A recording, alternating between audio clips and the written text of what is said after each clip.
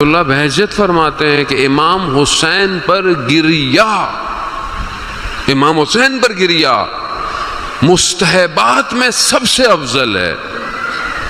حتیٰ وہ یہ خود بیان کرتے ہیں کہ تہجد کی نماز سے بھی افضل حسین پر گریا ہے۔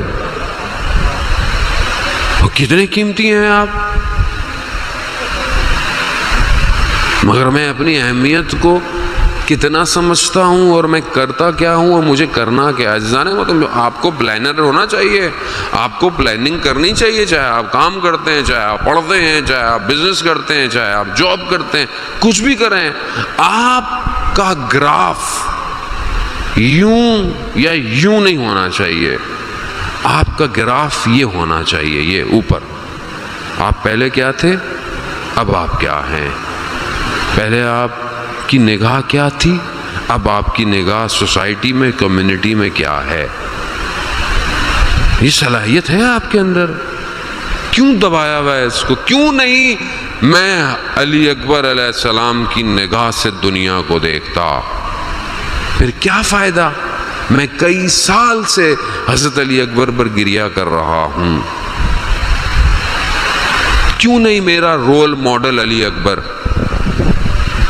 کیوں نہیں میں علی اکبر چاہتا کہ میں خلق میں، خلق میں، گفتار میں ایسا ہوں؟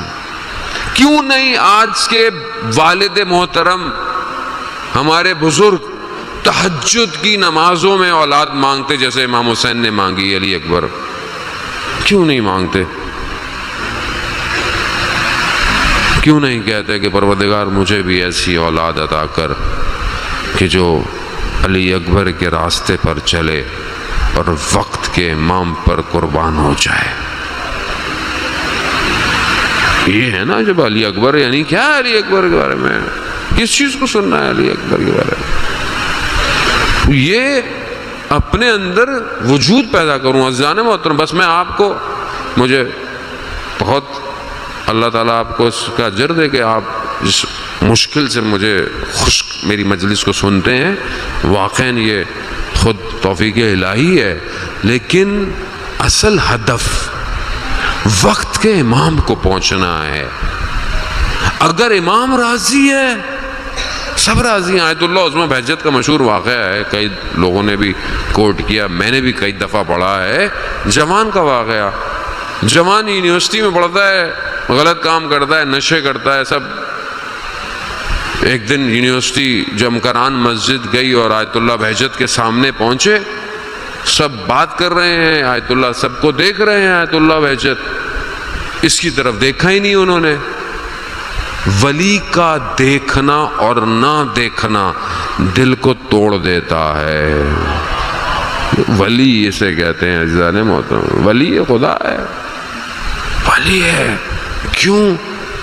حسین کی عطا تھی آیت اللہ بہجت کے اوپر۔ امام حسین نے آیت اللہ عظمہ بہجت کو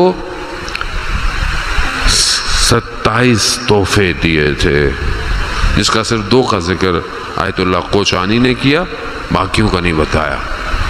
ایک نگاہ نہیں اٹھائی جوان کے اوپر، جوان پریشان، سب کو دیکھ رہے ہیں، مجھے کیوں نہیں دیکھ رہے؟ اندر سے ضمیر نے آواز اٹھائی، کیوں تمہیں دیکھیں؟ تمہارا کون سا ایسا عمل ہے جو وہ تمہیں دیکھیں؟ نشے تم کرتے ہو، غلط کام تم کرتے ہو، یہ تم کرتے ہو۔ واپس گیا، سب توڑ دیا، سب چھوڑ دیا، توبہ کر لی۔